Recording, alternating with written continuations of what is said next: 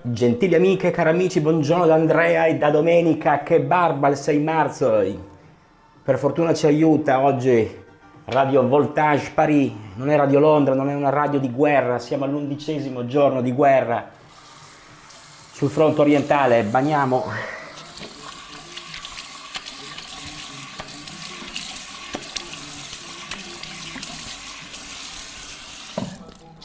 il viso per fare un pre-barba, facciamo anche una piccola riflessione sulla fortuna che abbiamo di poter, sotto questo sole, in questa piccola città, lungo la costa tirrenica, potersi radere in pace, senza sentire i razzi che sparano sulle città, su città di provincia come questa, che in Ucraina sarebbero deserte perché la gente sarebbe nascosta nelle cantine. I corridoi umanitari sono stati organizzati dalla Mosca e dall'Ucraina per evacuare le città, per evitare stragi di civili, e purtroppo su questi convogli sono intervenuti gli irregolari del battaglione Azov, neonazisti ultranazionalisti ucraini che hanno sparato sui convogli, facendo qui passare i russi come responsabili di questo atto indegno.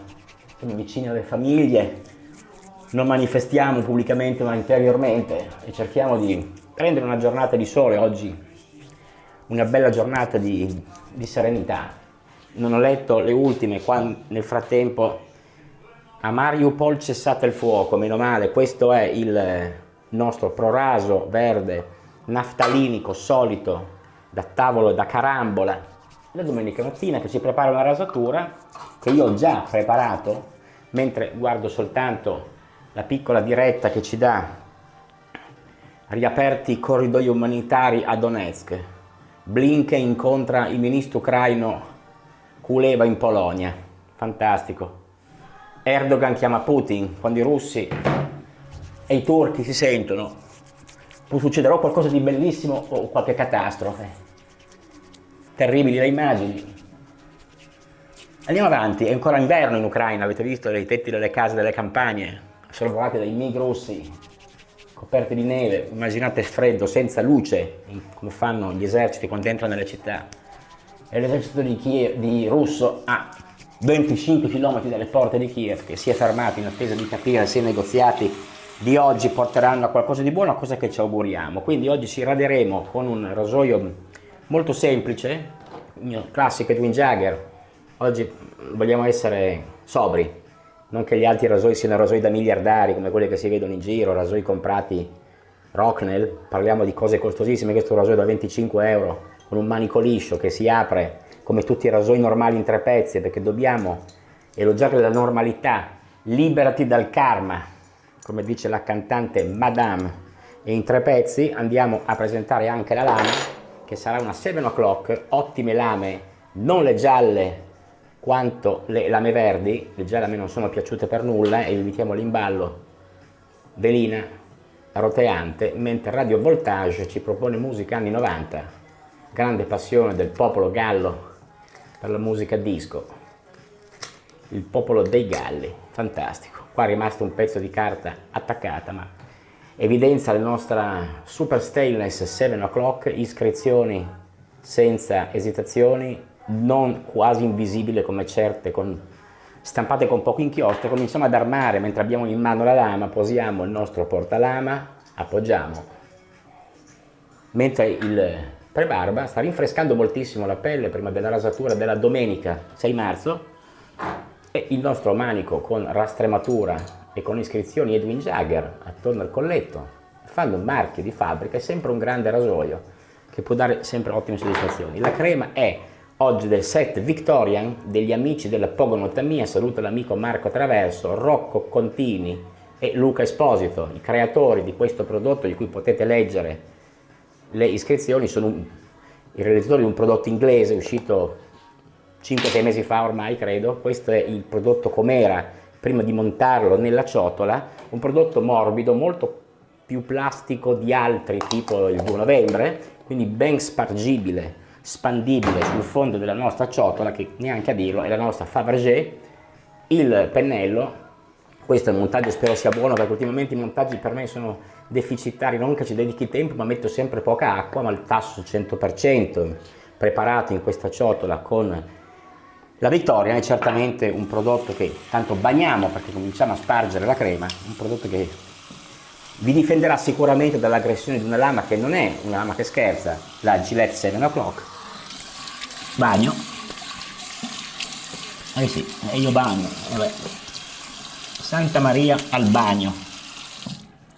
Questi nomi di località italiche. Santa Maria al Cedro.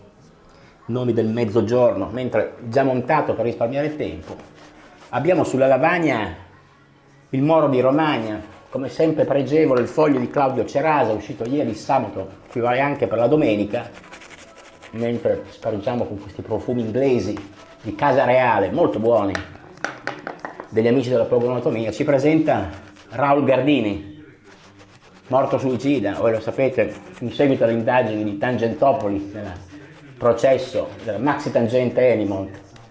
Il foglio ne tratta, un bellissimo profilo, approfittando della presentazione di un libro scritto da Elena Stancanelli, nata nel 65, un anno prima di me, che si intitola Il tuffatore. Sì, perché Raul Gardini, giovane, bello, ricco, abbronzato, si tuffava dal molo di Ravenna come un elegante, coraggioso uomo, come è sempre stato in tutta la sua vita. Beh, io consiglio la lettura di questo libro, infatti lo acquisterò a 17 euro in formato cartaceo. Io non mi piegherò mai alla dittatura degli ebook, non perché non sia un amico delle foreste e un amico della carta, ma insomma il libro cartaceo per me continua a essere una soddisfazione fisica, il modo migliore per goderne. Mentre la barba è stata fatta giovedì mattina in Piemonte, come sempre, barba direi non fatta, visto l'uso di rasoi posticci eccetera, quindi una barba piuttosto lunga che merita un massaggio di almeno 2 minuti, come si prevedono le regole della rasatura tradizionale, e procediamo. Ricorrono, come sapete, i 100 anni della nascita di Pasolini, nato a Bologna, scusate, e poi seppellito a Casarsa della Delizia, dove ha vissuto lungo tempo in Friuli, provincia di Pordenone, e soprattutto ricordiamo gli scatti di Dino Pedriali, che nella sua casa di Sabaudia e di Torre di Chia, in provincia di Viterbo, nel comune di Soriano, nel Cimino. Il comune di Chia è un comune antichissimo, abbandonato. Comprò una torre meravigliosa in cui decise di scrivere la sua ultima opera, Petrolio, poco prima di essere ucciso in quel campetto malefico di Ostia da Pino Pelosi. Chissà se poi è vero, qualcuno dice che non sia stato nemmeno lui, o che lui sia stato un capro espiatorio, nel novembre del 1975. Quindi non dimentichiamo il più grande poeta del Novecento, ricordiamolo, liberandoci dai pasoliniani per ricordarlo nel modo migliore. Pasolini, un uomo per tutte le stagioni, ne parla anche Marcello Veneziani nel Panorama, mentre qua abbiamo praticamente completato, io credo, con le dita nel ciuffo pompeiane, come suggerisce sempre l'amico Carlo da Napoli, città storica per la barba, per un caffè e per un sacco di cose meravigliose. Massaggio sempre poco la zona baffi e vediamo di oggi non farle mancare la dovuta protezione, ma certamente questa crema Victorian made by Extra Cosmesi dell'amico Donato Ciniello è un'ottima crema per rasatura, ma non ha bisogno di commenti. I suoi aromi nella sua costruzione, nel suo impegno, nel suo studio, per prepararci a una domenica di felicità. È quasi l'ora del pranzo, credo che sia quasi mezzogiorno. Oggi a Roma alle 11 è cominciata la proiezione al Cinema Farnese di Onde Radicali, il docufilm bellissimo, purtroppo non è disponibile nelle sale, l'hanno pubblicato su Sky, inviato in onda, io Sky non ce l'ho, lo proiettavano al centro di Roma in piazza del Campo dei Fiori. Sapete, il Cinema Farnese è un concept romano meraviglioso, purtroppo non vivendo a Roma e non potendo essere lì per le 11, sono qua a farmi la barba con voi e comincerò a radermi ricordando l'amico Marco Pannella. Troverete anche recensioni di quel film in internet. Molto bene l'attacco, qua la disco forse esagera un po', abbassiamo qua i parigini, così che è già sufficiente, così possiamo sentire il canto di questo lato della 7 O'Clock e girandolo sul lato pulito andare a cercare, prima sciacquo, se no non vedo l'attacco della basetta, se c'è una cosa che mi irrita è tagliarmi e rovinarmi le basette che mi hanno disegnato alla Barberia La Nazionale di San Pietro in Palazzi a Cecina, dove l'amico David Lombardo dirige una squadra di bravi parrucchieri.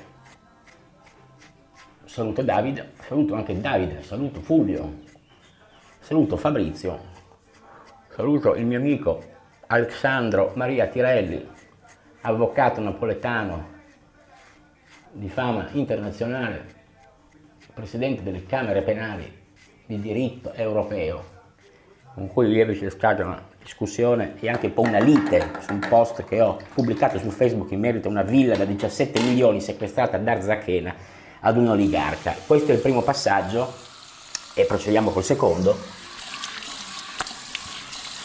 Tempus fugit. Come vedete dedico sempre meno tempo ai passaggi plurimi, che sono la iattura della rasatura, per evitare irritazioni, mentre riprendo all'interno della nostra Fabergé questo bianco candido che senza i peli si sparge in maniera molto più agevole. Abbiamo ancora per 2 o 3 passate. Certamente il secondo passaggio è proprio l'inizio della rasatura, il primo è la pulizia di base, diciamo, no? Come quando si toglie il grosso e poi si fa la rifinitura con altri 2 passaggi. Questo è il secondo in onda su pennello Barber Pole Edition Omega, ricordando, come abbiamo detto, Raul Gardini. Qua abbiamo anche 2 aperture, in realtà sono di 3 giorni fa, sono giornali vecchi, perché sulla biblioteca online purtroppo i giornali della stampa internazionale non si trova aggiornata e neanche quella locale, ma io, tanto per farvi capire il mondo e il mercato dei giornali cosa richiede, anzi faccio una parentesi, voi avrete letto le dimissioni l'altro ieri. Marco da Milano ha rassegnato dalla direzione dell'Espresso dopo 4 anni e mezzo, in una bellissima lettera che trovate online e che se volete vi giro, dove spiega le ragioni per cui, vista la cessione dell'Espresso, una sorta di totem monolite del mondo del giornalismo, è stato venduto dal gruppo Gedi di John Elkann, e il povero da Milano, direttore del giornale, ha saputo della cessione dell'Espresso attraverso un tweet di un suo collega, cioè l'ingegnere John Elkann, capo di FCA, a cui lui ha scritto, non si è neanche degnato di avvisarlo. E voi capite che Marco da Milano, che è uno storico, uno che ha seguito i principali fatti della storia italiana attraverso un giornale, obiettivamente al di là dello schieramento politico, certamente l'Espresso, ho detto Panorama, ho detto l'Espresso, spero l'Espresso, perché sennò ho sbagliato tutto, la cessione dell'Espresso, ha raccontato i fatti d'Italia più bui, ha continuato con grande trasparenza in quel progetto meraviglioso che fu del principe editore Carlo Caracciolo, che in via Po 51 a Roma aprì una redazione, ancora oggi esiste e non si sa ancora fino a quando, per portare le notizie da un gruppo di giornalisti veramente molto bravi, dove lavorava anche lo scomparso Giampaolo Pansa, la cui moglie continua a scrivere libri riprendendo articoli del marito e sfruttandone chiaramente i diritti d'autore e il materiale che non ha prodotto lei, ma lo riproduce, lo ricuoce per incassarne l'auto i diritti d'autore. Avevo anche scritto alla signora Grisendi, vedova di Giampaolo Pansa, che non mi ha mai risposto. Il secondo passaggio, parlavamo di Panorama, scusate il refuso, ma io non leggerò nulla perché ultimamente Belpietro, a parte un editoriale che ovviamente riguarda la situazione della guerra, non possiamo voltarci dall'altra parte, è anche molto scontato, non leggerò nulla, ma quanto ci costa la guerra e cosa rischiamo è una copertina fin troppo scontata. Mentre ricordando, anzi salutando il barbiere, volevo dirvi che io non ero pettinato così appena sveglio, ma insomma mi sono un po' scolpito con questa crema al nebbiolo opaca, barba italiana, pasta opaca per capelli. Questa è la Nuance al nebbiolo, è una pasta molto morbida, anche con un ottimo profumo, che potete utilizzare per scolpirvi e che in vendita alla Barberia La Nazionale Stile di San Pietro in Palazzi. Bene, contropelo, facciamo un po' di propaganda perché c'è bisogno di aiutare le aziende artigianali che lavorano con coscienza. Lo strato è molto fine, quasi asciutto, forse perché la finestra è aperta, e quindi osiamo, sentiamo.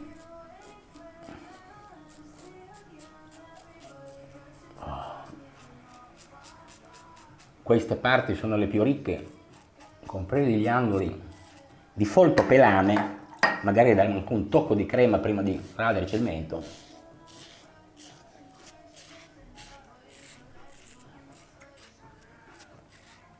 non fumo più nulla da 40 giorni, ho dimenticato i famosi amati toscani ambasciatori Italico, tanto amati da Oscar Giannino, quindi lunghe ore trascorse amabilmente a fumare sul balcone diventeranno in me un ricordo in ragione della salute, una scelta di salute, per preservare i denti, per preservare tutto il resto, insomma, per evitare...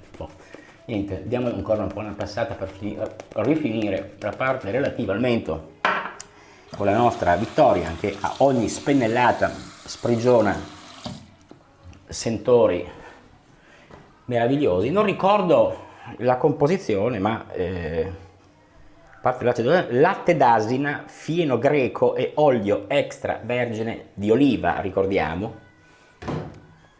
Un perfetto studio che Marco e i suoi amici, Marco che saluto, non lo vedevo da un po', ho visto che stamattina ha pubblicato un video e mi fa molto piacere. Qua è facile con le 7, anche con un rasoio ingenuo come questo, per crearsi dei red dot, e quindi andateci piano. Ritengo che possiamo portarci verso il terzo passaggio.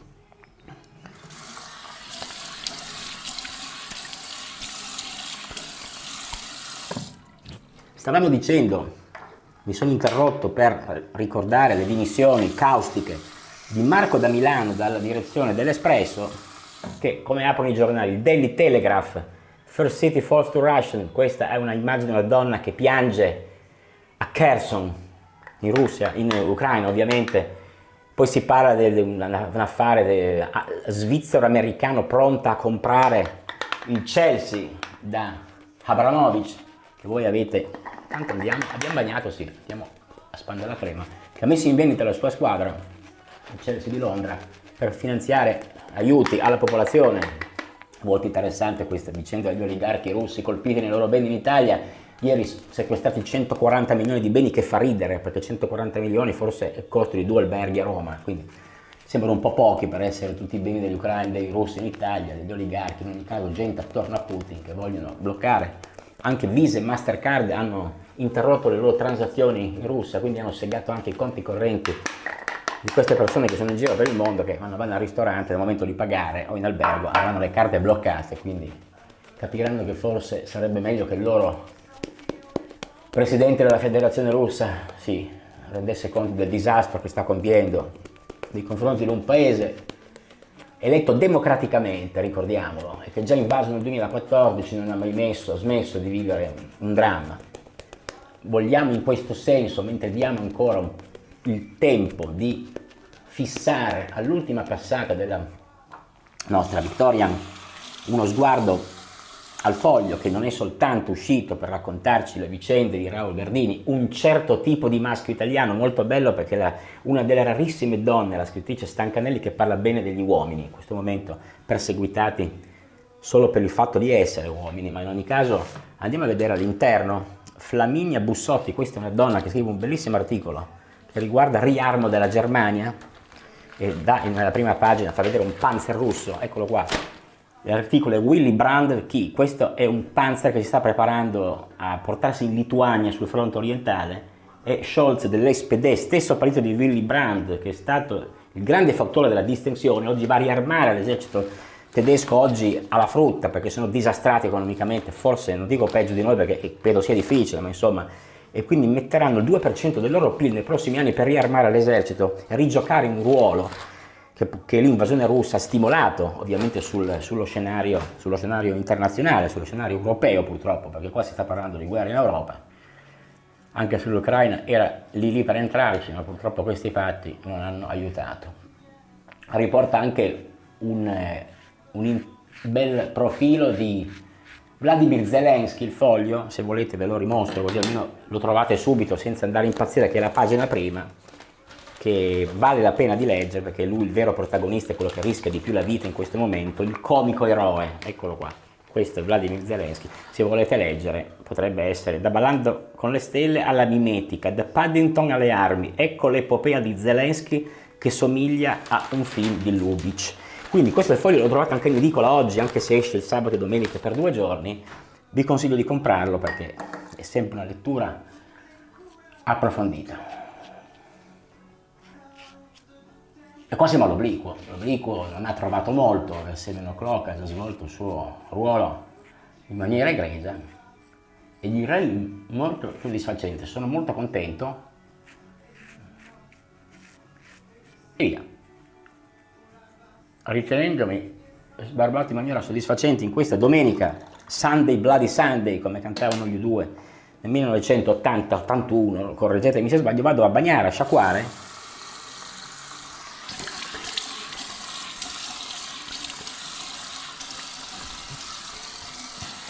con acqua fredda.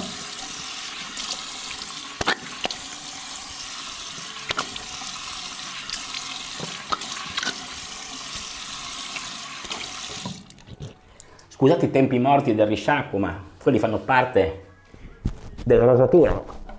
Molto, molto bene la chiusura dei pori con acqua ancora fredda, perché ieri c'erano 2 gradi, ieri sera, attorno alla mezzaluna, mi sono recato in campagna, in una casa a recuperare Tiberio Micro a una festa, è vero, in una sorta di valle tra Monte Scudaio e una frazione della strada che porta a Volterra. -1. Poi mentre lasciamo asciugare possiamo anche presentare quello che è il balsamo, il fluido balsamico che in aggiunta alla crema è il secondo pezzo di Victoria, è una sorta di prodotto per preparare, io lo metto prima dell'after, andiamo a scuotere un'emulsione liquida già di suo, quindi non è necessaria una grande operazione di miscelazione e andiamo chiaramente a farci un regalo. Questo è un regalo per la vostra pelle.